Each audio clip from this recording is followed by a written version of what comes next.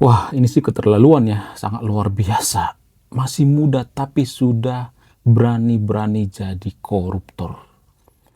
Jadi wanita berhijab ini ya menjadi wanita paling muda dinobatkan sebagai koruptor termuda di Indonesia. Wow, luar biasa. Siapa wanita berhijab yang saya maksud? Wanita berhijab yang saya maksud ini adalah Nur Afifah, biasa disebut dengan Afifah.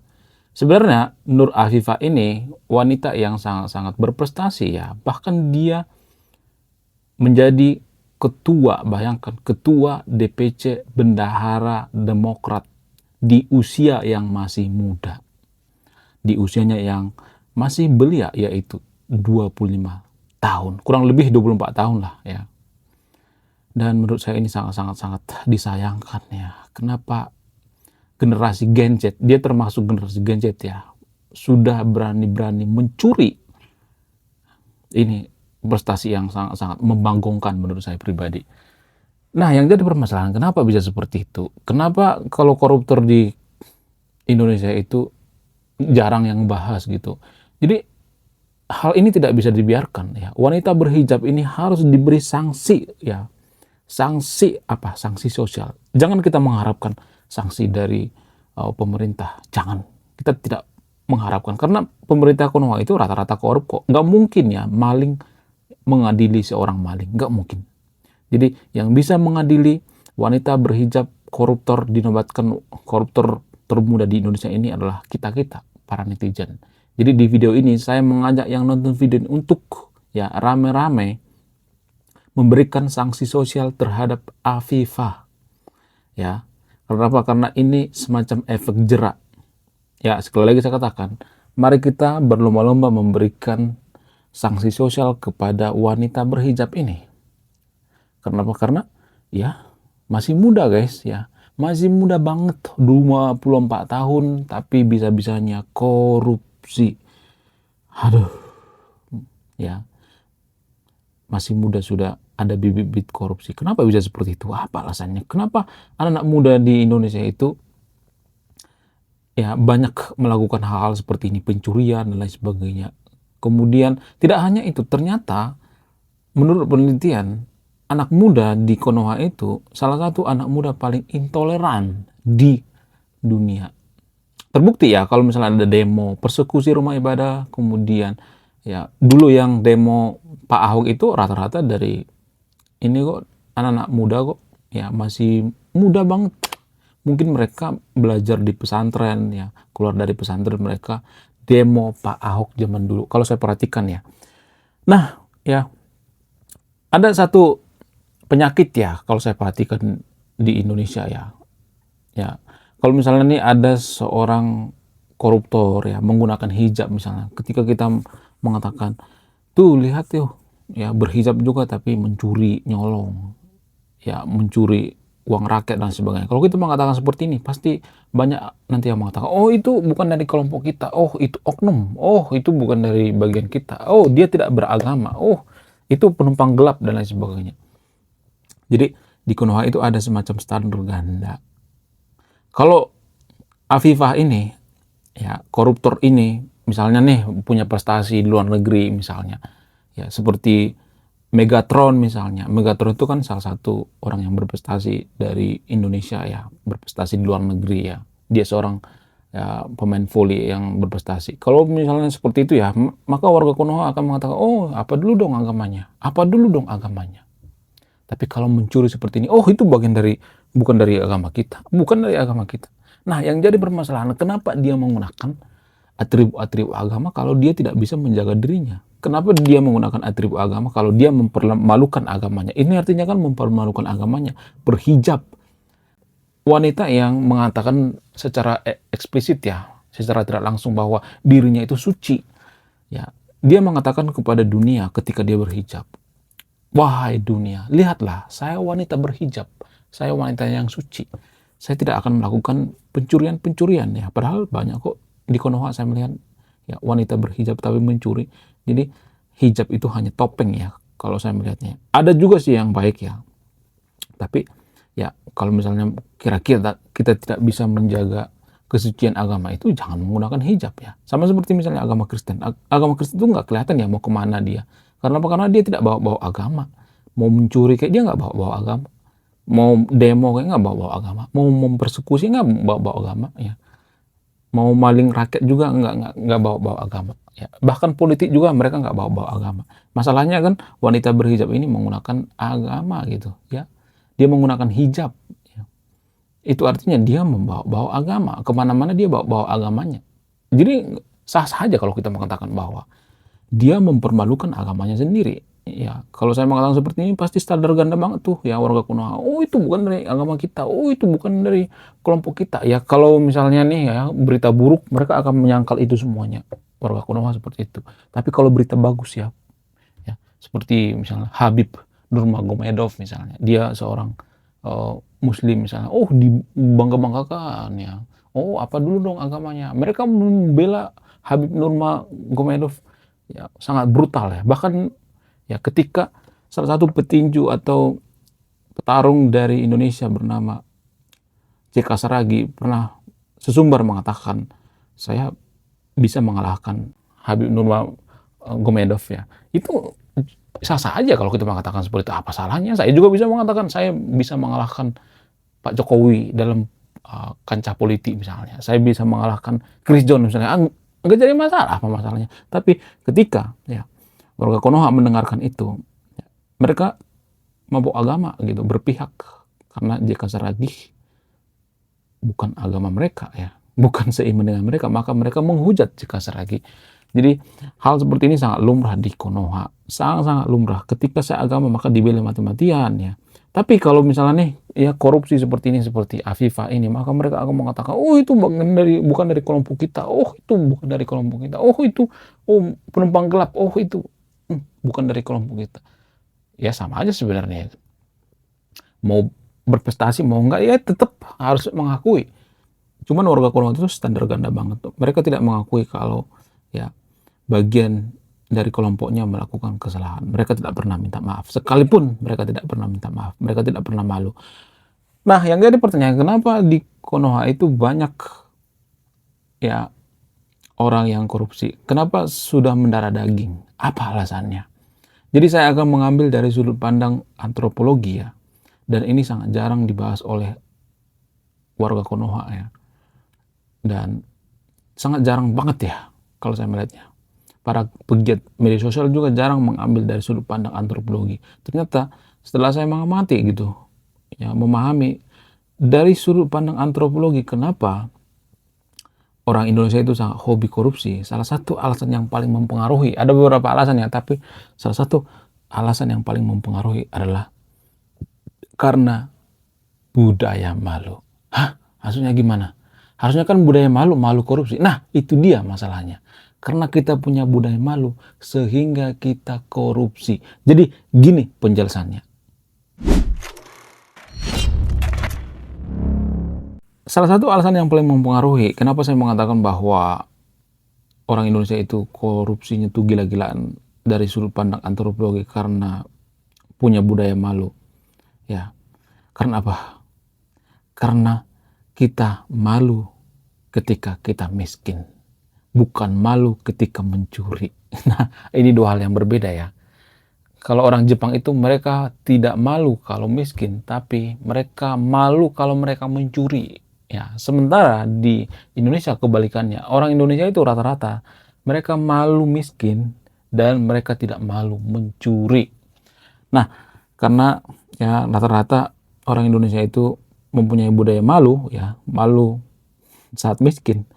Ya, mereka sangat malu kalau dihina saat miskin. Mereka sangat malu ketika mereka nggak punya duit dan sebagainya. Lalu mereka melakukan jalan pintas, yaitu mencuri. Ya, jadi kenapa Afifah ini mencuri? Apa alasannya? Ya kemungkinan saja karena dia malu untuk miskin. Dia takut miskin ya. Jadi makanya ya, undang-undang perampasan aset itu harus disahkan sebenarnya. Karena apa? Karena yang ditakuti oleh koruptor itu adalah miskin. Ya. Hukuman terhadap koruptor Afifah ini ya hanya 4 tahun, coba bayangkan. Padahal yang dikorupsi itu miliaran, gila-gilaan. Bayangkan, hanya beberapa tahun. Jadi kalau kita tidak memberikan sanksi sosial, ini sangat-sangat tidak adil ya.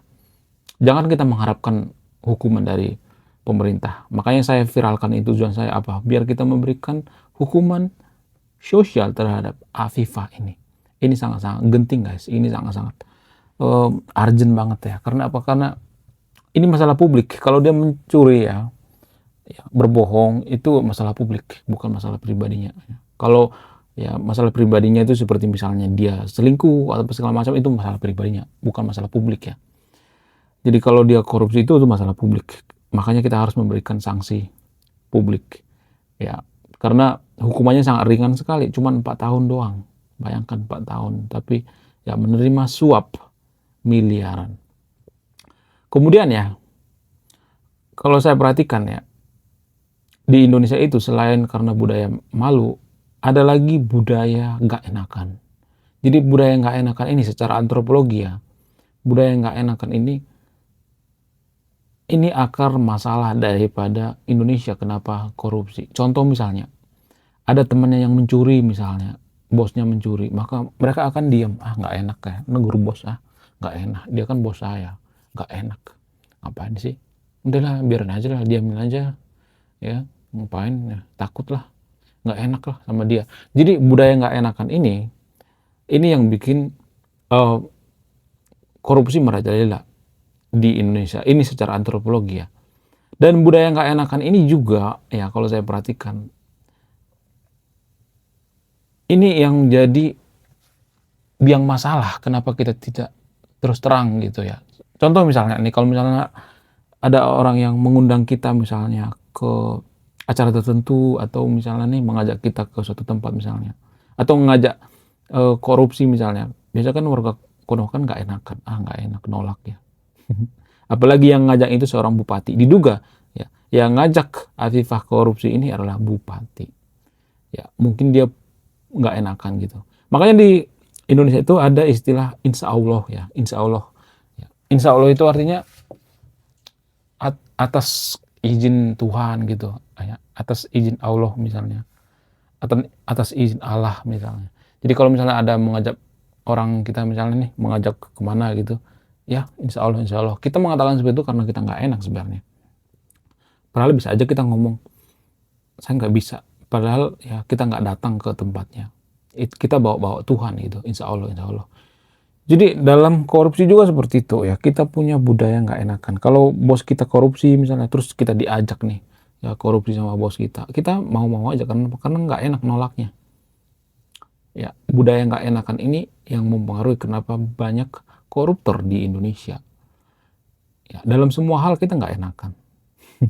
Kita tidak punya budaya frontal gitu seperti orang-orang Barat gitu, nggak. Ada sih ya orang-orang tertentu di Indonesia, suku-suku tertentu yang belak-belakan ya, seperti suku Batak misalnya. Batak itu ya sangat-sangat belak-belakan ya, orang Batak, orang Bugis, orang Minang juga ya lumayan belak-belakan. Tapi jumlahnya nggak terlalu banyak ya. Yang mayoritas itu kan suku Sunda, suku Jawa ya, suku Jawa sama suku Sunda itu mereka itu punya budaya nggak enakan. Kemudian apa lagi ya selain budaya nggak enakan? Budaya kolektivitas ya. Jadi orang Indonesia itu lebih mementingkan yang namanya kepentingan keluarga daripada kepentingan negara. Sehingga apa? Sehingga banyak orang dalam di Indonesia.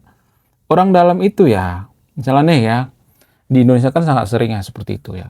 Misalnya nih bapaknya bupati, nanti anaknya juga nanti bisa jadi gubernur apa segala macam ya. Atau jadi DPR gitu. Karena apa? Karena mereka memasukkan anak-anaknya ya ke posisi-posisi yang strategis ya. Karena ada orang dalamnya, yaitu apa? Ayahnya sendiri. Ya, karena jiwa kekeluargaan.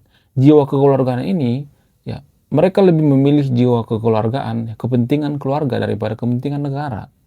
Sehingga apa? Sehingga keputusan-keputusan mereka, kemudian keluarga mereka itu dipekerjakan ya di ya pemerintahannya. Dan ini ya yang menjadikan Indonesia itu susah maju. Sifat kekeluargaan ini gak jadi masalah kalau kita sifat kekeluargaan itu bagus ya. Nggak jadi masalah ya kita sayang sama keluarga dan sebagainya, nggak jadi masalah. Tapi justru ya sifat kekeluargaan ini pemicu korupsi ya kalau saya perhatikan. Karena apa? Karena gini guys, kalau kita perhatikan ya, ada misalnya nih keluarga kita yang pengangguran ya, dia pengen kerja, kita sebagai bupati misalnya. Nanti keluarga kita ini kita masukkan jadi PNS misalnya. Ya kemudian kita pekerjakan di kantor kita. Nah, jadilah semacam kerajaan. Ya. Ada unsur kekeluargaan karena keluarga kita. Kemudian karena misalnya ada orang lain yang berprestasi ya, karena itu bukan keluarga kita, maka jangan masukin itu. Ini kan masih ada keluarga kita. Jadi ya kekeluargaan ya. Jadi keluarganya semua yang dimasukkan di sistem pemerintahannya. Itu yang terjadi di Indonesia. Dan ketika korupsi ya, ketika mereka mengkorupsi uang negara, maka mereka berpikir mereka menyelamatkan keluarganya ya, untuk menyelamatkan kelompoknya, dan duitnya biasanya dibagi-bagi untuk keluarganya. Biasanya seperti itu ya, pasti dikasih lah sama keluarganya. Karena apa? Karena ada rasa kekeluargaan. Dan mereka tidak punya rasa kenegaraan. Padahal rasa kenegaraan itu lebih penting daripada rasa kekeluargaan kalau seorang pejabat publik. Dan ini yang tidak dimengerti oleh masyarakat Indonesia. Sangat susah dimengerti oleh masyarakat Indonesia hal seperti ini ya. Ya jangankan hal seperti ini ya, buang sampah sembarangan juga masih banyak kok sembarangan ya.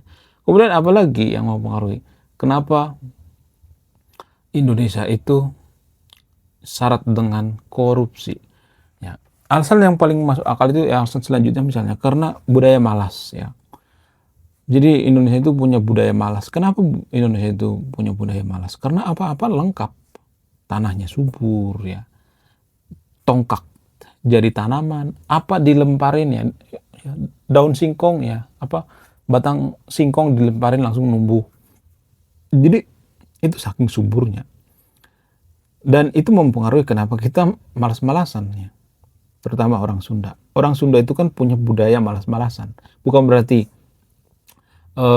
malas semua ya, bukan. Saya tidak mengeneralisir ya, karena saya tidak mau bergeneralisir semuanya ya, tapi ya pada umumnya seperti itu ya. Ya, budaya malas. Dan budaya malas ini menciptakan apa? Budaya instan. Jadi pengen yang instan-instan. Pengen dapat duit miliaran, pengen yang instan gitu. Ya mau beli sesuatu, pengen yang instan-instan. Jadi semua ya pengen yang instan-instan. Dan ini pengaruh daripada geografis juga ya. Geografi kita itu sangat-sangat menguntungkan ya. Sangat subur ya. Kemudian apalagi karena pengaruh IQ ya. Jadi IQ rata-rata juga mempengaruhi. Semakin rendah IQ suatu negara, maka semakin banyak koruptornya ya. Semakin sering korupsi. Lah, apa hubungannya? Ini berpengaruh. Jadi kalau misalnya kita punya masyarakat yang IQ-nya tinggi ya, maka mereka akan berpikir panjang gitu ya. Berpikir panjang 10 langkah ke depan mereka akan berpikir, sehingga mereka nggak mau korupsi. Kenapa orang Indonesia suka korupsi? Karena berpikirnya pendek. Kenapa berpikirnya pendek? Karena IQ-nya rendah, SDM-nya rendah. IQ sama SDM itu berpengaruh guys. Itu ada korelasinya. Saya tidak pernah melihat ya negara IQ-nya rata-ratanya misalnya 78 jadi negara maju. Nggak pernah. Saya tidak pernah melihat negara IQ rata-ratanya 78 tapi ya negara tersebut negara maju atau SDM-nya tinggi. Enggak pernah. Jadi ini berhubungannya. Karena IQ-nya pendek, IQ-nya rendah, sehingga mereka mudah mengambil keputusan yang instan. Jadi kalau misalnya ditawarin duit gede gitu, ya segede gabah misalnya, ditumpukin nih duit 100.000 misalnya, maka mereka tidak akan bisa menolak. Karena apa? Karena mereka berpikir instan, pendek. Ya mereka langsung ngambil duit itu. Jadi di Indonesia itu ya, kita itu sebenarnya nggak benci koruptor, tapi kita benci karena kita nggak kebagian. Ya, kita tuh nggak benci koruptor. Ya warga Konoha sering mengatakan berteriak-teriak, hukum matang koruptor.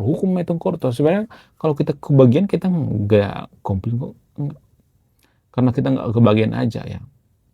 Jadi ya menurut saya ini semacam ya semacam anomali ya, atau semacam keanehan di Indonesia.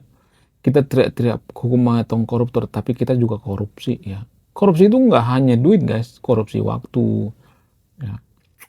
Kemudian mencontek ya. Di sekolah ya, waktu saya dulu sekolah tuh banyak teman saya yang menyontek. Tapi guru, ya bisa aja mereka lolos dari pantauan guru ya. Tapi guru nggak terlalu ini ya, kalau orang mencontek itu nggak terlalu ditekan habis ya. Karena apa? Karena ya itu sudah semacam kewajaran. Karena Pak, karena uang dulu, orang Indonesia itu dulu ya, waktu zaman saya itu nggak tahu zaman yang nonton video ini ya. Zaman saya itu, uang itu wajib mencontek, kalau nggak bakal lulus. Jadi itu ya diharuskan zaman dulu. Karena apa? Karena syarat kelulusan itu dulu sangat ini ya, sangat ketat ya. Jadi saya sangat bersyukur ya UN itu dihapuskan. Karena apa? Ya karena itu mengurangi budaya korupsi di Indonesia ya. Jadi dari kecil, dari sekolah juga sebenarnya kita diajarin untuk apa? Untuk korupsi. Pendidikan juga seperti itu. Guru-guru banyak kok yang korupsi tentang ya sekolah ya. Kemudian uang renang, uang apa, uang itu, uang jalan-jalan ya. Murid-murid ya studi tour dan sebagainya. Mereka melakukan itu untuk apa? Ya untuk korupsi ya. Ujung-ujungnya korupsi. Kembali ke awal, ujung-ujungnya korupsi. Jadi korupsi itu ya sudah mendarah daging ya, sudah membudaya. Korupsi di Indonesia itu sudah mendarah daging, sudah membudaya. Dan ini tugas-tugas kita anak-anak muda yang nonton video ini. Ya. Mari kita memberikan sanksi sosial terhadap orang yang korupsi, termasuk wanita berhijab bernama Nur Afifah. Kalau kita tidak memberikan ya hukuman sosial, maka dia akan ketawa ketiwi di penjara. Penjaranya cuma sebentar doang, 4 tahun. Nanti juga bisa menjabat lagi kok. Enak banget ya jadi pejabat di Konoha. Oke? Ya, enak banget ya jadi pejabat di Indonesia. Oke, sekian video ini. Terima kasih sudah menyimak dan memahami. Saya Ray Konoha. Mari kita memberikan sanksi kepada koruptor di zaman sekarang ini. Salam rasional.